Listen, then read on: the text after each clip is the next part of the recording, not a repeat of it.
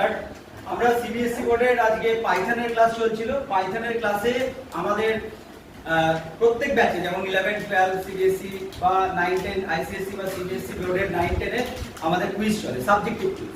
তো সাবজেক্টিভ কুইজে আজকে আমাদের ব্যাচে একটা পাইথনের কুইজে দারুণভাবে কম্পিটিশন হয়েছে।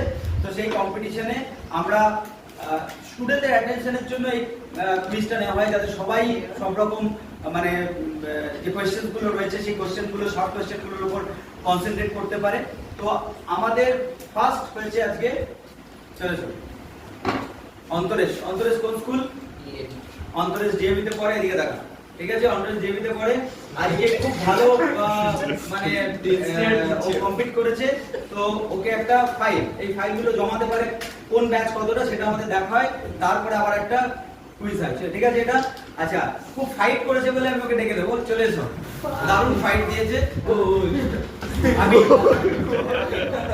সেকেন্ড হয়েছে, তো সেকেন্ডকে আমরা কোনোদিনই দিই না।